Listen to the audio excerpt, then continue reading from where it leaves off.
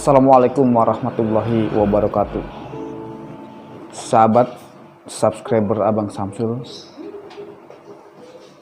pada kesempatan ini saya tidak menampilkan penelusuran atau explore, tapi saya akan menceritakan sebuah kisah nyata seorang indigo.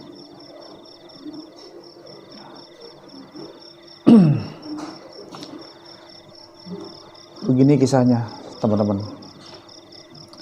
Jadi suatu saat saya ketemu seorang wanita,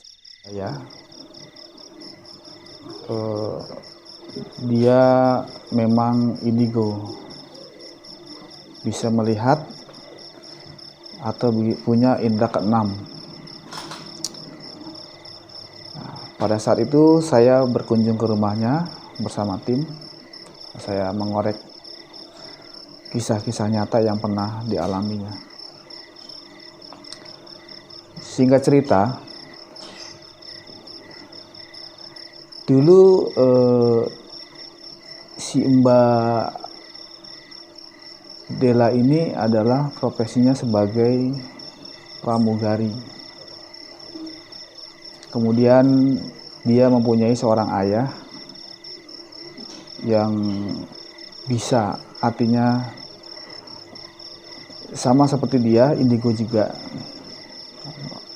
Mungkin dari beberapa anaknya, Mbak inilah yang mendapat keturunan indigo.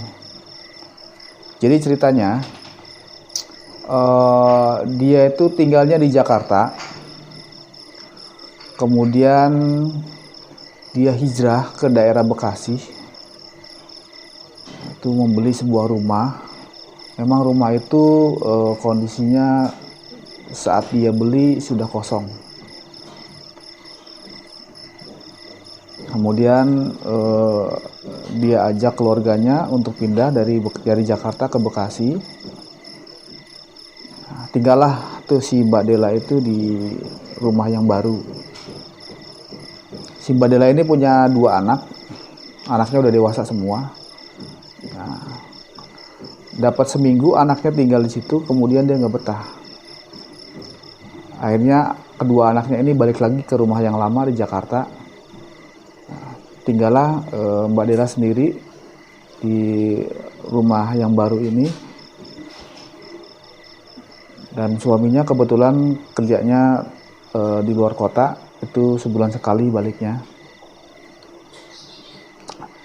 Setelah dia tinggal di rumah baru itu selama 1 bulan, dia itu mengalami hal-hal yang sangat aneh.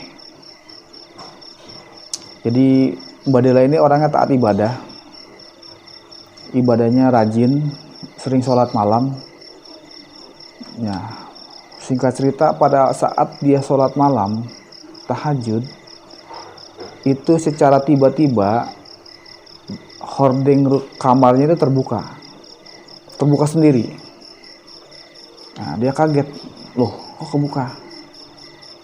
Nah, akhirnya dia lanjut melanjutkan sholatnya. Setelah selesai sholat, dia nutup jendelanya. Ketika dia mau zikir, kebuka lagi jendelanya. Akhirnya yang kedua kali ini hordengnya itu nggak ditutup lagi, dibiarkan saja begitu aja. Dia sambil lanjut sholat tahajud sambil zikir. Saking khusyuknya dia tertidur. Mbak Dela ini tertidur. Nah, ketika tertidur pulas, dia mimpi. Dia merasa antara mimpi dan sadar. Dia keluar dari kamar, kemudian menuju ke ruang tamu, terus dia membuka pintu depan. Si Mbak Dela ini kaget.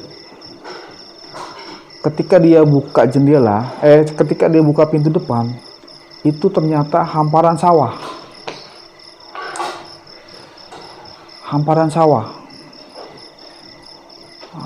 Di lantai depan pun, lantainya itu udah sawah, udah rumput-rumput. Dan yang bikin Mbak Dela terkejut lagi, di depannya itu ada segerombolan jawara dan didampingi atau dikawal sama orang Belanda bule. Sadisnya si jawara itu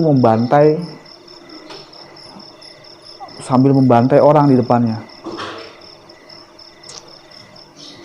Dibantai, kepalanya dipenggal satu-satu, kemudian setelah dipenggal dicelupkan ke dalam lumpur kepalanya. Jadi yang dibunuh itu warga, ya menurut cerita sih warga yang sekarang ditinggali oleh Mbak Dela. Yang bunuh juga warga situ, semacam kayak jawara lah gitu, pakaiannya pakai pakaian pangsi kalau orang Betawi bilang. Nah, setelah itu banyak tuh, karena di posisinya di tengah-tengah sawah, jadi tuh rakyat itu, maksudnya orang yang mau dibunuh tuh nggak bisa kemana-mana, dia lari ditembak, akhirnya pasrah, dibabatin satu-satu sama pembunuh bayaran dari Belanda mungkin ya, kalau dulu bahasanya centeng atau apalah gitu. Nah, si Mbak Dela itu shock dia, pikirannya udah campur aduk antara sedih, takut. Akhirnya dia menutup pintu, masuk lagi ke dalam kamar. Ya, setelah udah masuk di dalam kamar, dia terbangun. Kemudian dia baca istighfar, terus dia juga sambil masih kebayang-bayang yang tadi dia lihat, ini antara mimpi dan nyata gitu. Akhirnya dia bangun, penasaran, dia keluar, ternyata bukan sawah, jadi jalan seperti komplek-komplek biasa. Akhirnya dia sambil melamun, sambil istighfar, akhirnya dia tertidur. Keesokan harinya, di malam seperti biasa, Mbak Dela ini bangun malam untuk sholat tahajud lagi. Kali ini dia bukannya bermimpi, tapi nyata. Dia mendengar seorang wanita menangis itu di dalam rumahnya. Awalnya dia nggak menyangka kalau yang nangis itu di dalam rumah. Ketika dia dengar suara orang nangis, dia buka pintu, dilihat ke depan, ternyata sepi, nggak ada siapa-siapa. Dipikirnya Mbak Dela itu tetangganya mungkin lagi berantem sama suaminya atau apalah, di keluar nggak ada. Dia masuk lagi ke kamar, kedengaran lagi suara orang nangis lagi. Akhirnya secara pelan-pelan dia dengerin di mana tempat suara nangis itu. Ternyata posisinya ada di pas dapur, tempat dia nyuci piring. Kebetulan posisinya ada ruang terbuka di depan. Nah, itu ada batas. Jadi batas pencuci piring, di luarnya kayak semacam tempat jemur. Nah, di situ. Karena dia indigo, dia bisa melihat ada sesosok wanita berpakaian putih, mukanya pucet, rambutnya terurai, matanya putih semua. Nah, kemudian si Mbak Dela itu bicara sama makhluk itu. Mbak Dela bilang, kenapa kamu selalu mengganggu saya, sedangkan saya tidak pernah mengganggu kamu. Kita hidup saling berdampingan, tolong jangan mengganggu saya. Ya, si perempuan itu, perempuan wujud berbentuk wanita, ya kayak ini serem lah, wajahnya serem gitu. Terus dia berkomunikasi. Si Kunti itu, kita sebut aja Kunti ya. Si Kunti itu curhat sama Mbak Dela. Komunikasi, dibilang, saya tidak nyaman. Saya di mana-mana diusir. Saya diusir bukan dengan manusia, tapi dengan bangsa saya sendiri saya diusir. Saya dikucilkan. Ya cuma di sini saya nyaman. Artinya, terus si Mbak Dela bilang, kita masing-masing punya alam sendiri. Alam kamu, alam saya. Dimensi kita berbeda. Kenapa kamu selalu mengganggu saya? Kenapa selalu menangis di rumah saya? Kamu mengusik ketenangan saya, sedangkan saya tidak pernah mengganggu kamu. Nah, akhirnya si Kunti itu bilang, saya benci laki-laki. Loh, kenapa? Apa sebabnya kamu benci sama laki-laki? Saya adalah korban pembunuhan dari suami saya. Saya waktu masih bersama suami saya selalu bawa wanita ke rumah saya. Dia berzina di depan saya. Selesai berzina, saya disuruh masak. Saya disuruh melayani perempuan yang dijinahinya itu. Saya bikin kopi, saya buatin masakan. Terus, nah, setelah itu, saya dibunuh oleh suami saya dengan cara yang keji. Saya dibunuh dengan suami saya dengan cara keji. Ya, terus si Mbak Dela itu tanya, suami kamu apa pekerjaannya sehingga dia sekejam itu sama kamu? Nah, dijawablah sama si Kunti itu, suami saya pekerjaannya adalah pembunuh sesama kita.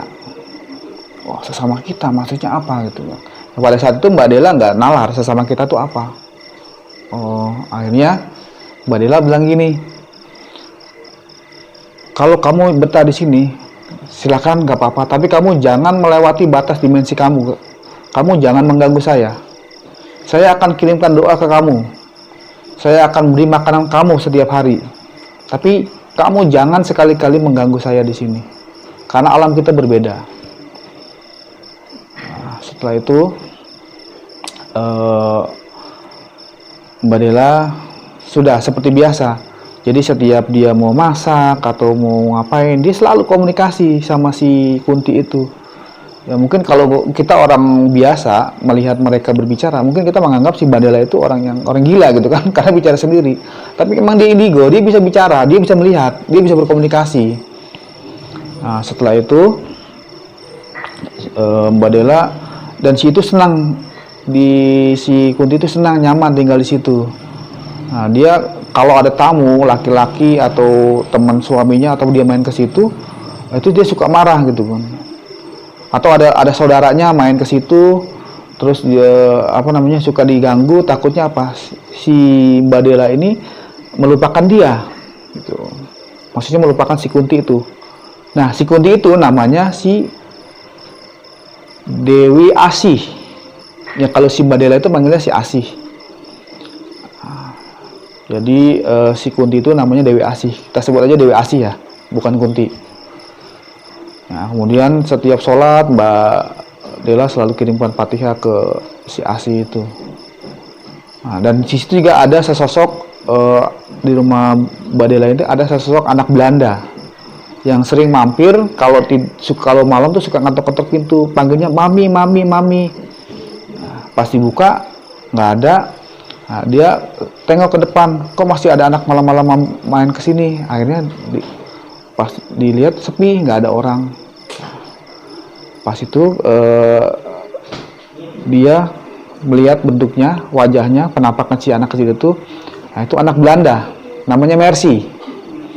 Ya, sosok Mercy ini dia nggak tinggal di rumahnya Mbak Dela, tapi dia hanya singgah. Jadi sesekali dia mampir situ, sehingga manggil Mbak Dela, mami, mami, mami. Nah, setelah itu udah, singkat cerita, setelah Mbak Dela merenung,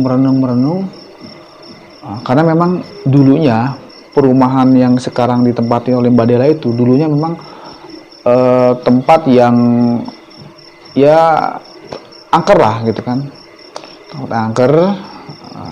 Karena orang yang pertama yang nempatin rumah itu cuma bertahan 1 bulan. Sebelumnya dibeli sama Mbak Dela, dijual. Nggak kuat dia. Tapi kalau Mbak Dela, dia malah nyaman. Jadi dia malah betah di rumah karena memang udah mereka saling komunikasi.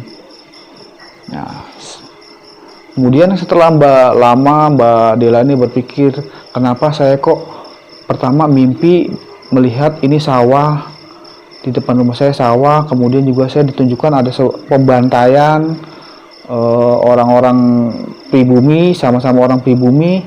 Nah, di belakangnya dikawal sama orang Belanda. Nah, akhirnya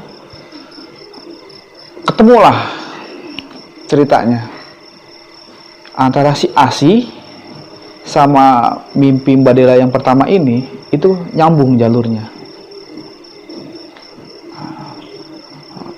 Pada saat dia lihat pembantaian itu ada pendekar atau centeng berpakaian serba hitam membantai dengan gemasnya. Yang dibunuh adalah sama-sama pribumi. Kemudian ketika esok harinya dia bermimpi ketemu si Asi. Nah, lakinya profesinya apa? Sebagai pembunuh sesama. Yang masuk sesama itu, jadi disimpulkan sama Mbak Dela bahwa sesama itu adalah sesama pribumi. Jadi suaminya si Asi ini adalah centeng bayaran Belanda. Ya, itu. Jadi jawara pembunuh bayaran yang disuruh Belanda untuk membunuh pribumi juga. Nah, akhirnya sadar dia, oh iya, ketemu tuh jalurnya. Jadi bahwa makhluk yang ada di rumah ini sebenarnya dia merasakan sakit hati yang paling sakit lah. Hingga arwahnya itu sampai saat ini masih penasaran karena dia disakiti. Dan mungkin ya karena ini si Asi ini kejadiannya kan sebelum Indonesia merdeka, udah lama banget itu kan. Jadi tidak ada yang kirim-kirim doa ke dia. Nah, makanya Mbak Dela ini sering sekali dia setiap sholat itu mengirimkan Fatihah untuk si Asi. Nah, supaya si Asi ini tenang dan ikhlas. Nah, karena itu sudah takdir. Dan sampai saat ini si Mbak Dela ini hidup berdampingan dengan si Asi, walaupun beda alam, tapi mereka saling menjaga, menghargai lah, dengan beda dimensi, tetap ya. Itu teman-teman sekilas cerita tentang Dewi Asih, istri seorang pembunuh bayaran zaman Belanda yang mati secara tragis dibunuh oleh suaminya. Semoga cerita ini menghibur teman-teman. Nanti tunggu cerita misteri selanjutnya. Simak terus channelnya Abang Samsul. Assalamualaikum.